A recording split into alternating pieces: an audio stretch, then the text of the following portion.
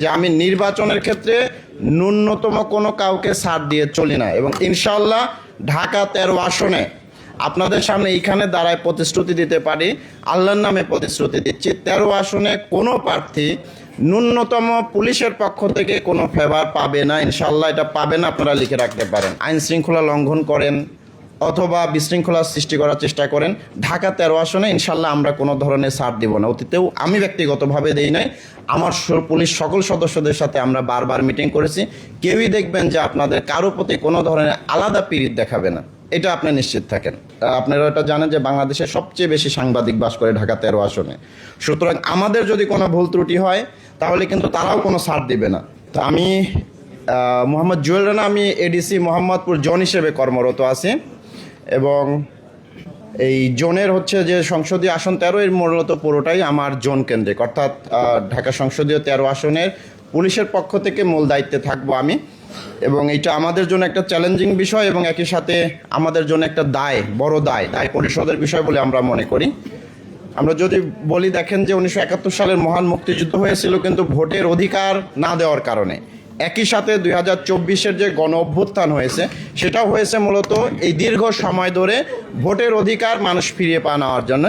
এই জায়গাতে সবচেয়ে বেশি সমালোচিত হয়েছিলাম আমরা, মানে আমাদের এই পোশাক আইন শৃঙ্খলা বাহিনী। তো সেইখান থেকে আমরা মনে করি এটা আমাদের জন্য বড় একটা দায় যে আমরা জনগণের ক্ষমতা জনগণের কাছে ফিরিয়ে দিতে চাই। এবং আপনারা যারা ব্যক্তিগতভাবে আমাকে চেনেন আপনারা জানেন যে আমি নির্বাচনের ক্ষেত্রে ন্যূনতম কোনো কাউকে ছাড় দিয়ে চলি না এবং ইনশাআল্লাহ ঢাকা 13 আসনে আপনাদের সামনে এইখানে দাঁড়ায় প্রতিশ্রুতি দিতে পারি, আল্লাহর নামে প্রতিশ্রুতি দিচ্ছি, 13 আসনে কোনো প্রার্থী ন্যূনতম পুলিশের পক্ষ থেকে কোনো ফেভার পাবে না। ইনশাআল্লাহ এটা পাবে না, আপনারা লিখে রাখতে পারেন। কয়েকটা অভিযোগ উঠে এসেছে, অভিযোগ না, আমি মনে করবো এটা আবেদন, যেহেতু এখনো নির্বাচনী প্রচারণা শুরু হয় নাই।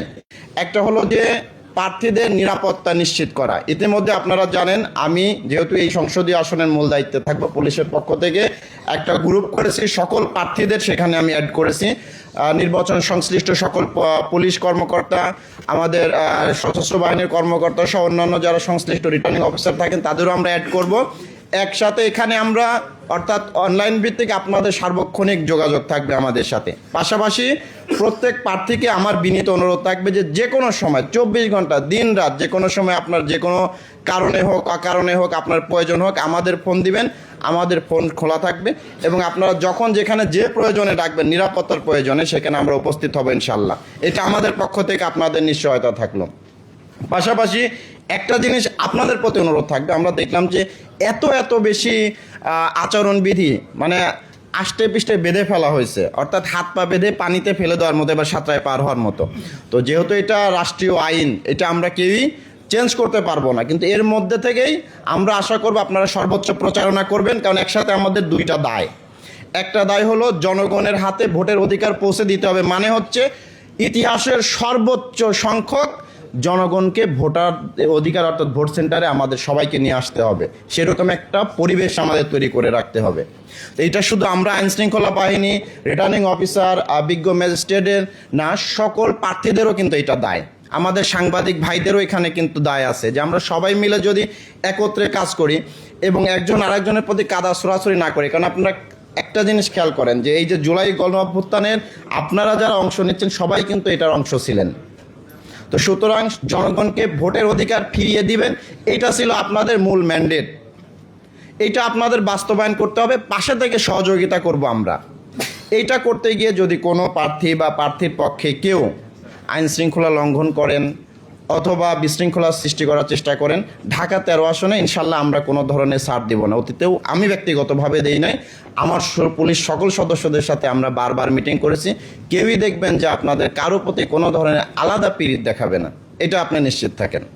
ইতিমধ্যে আমরা প্রত্যেক প্রার্থীদের সাথে, আমাদের যে সকল প্রার্থী আছেন তাদের সাথে আমরা বারবার ফোনে কথা বলেছি, দেখা করেছি, ইভেন আমাদের অফিস তো উন্মুক্ত করে দিয়েছে। আপনারা যারা আমাদের 13 আসনের প্রার্থী আছেন যে আপনারা আসেন, আমরাও যাচ্ছি, মানে প্রত্যেক প্রার্থীদের সাথে কিন্তু আমাদের সার্বক্ষণিক যোগাযোগ আছে। এটা একটা জিনিস অন্তত প্রমাণ করে যে আপনাদের সবার প্রতি আমাদের আইনের চোখে সবাইকে আমরা সমানভাবে দেখতেছি।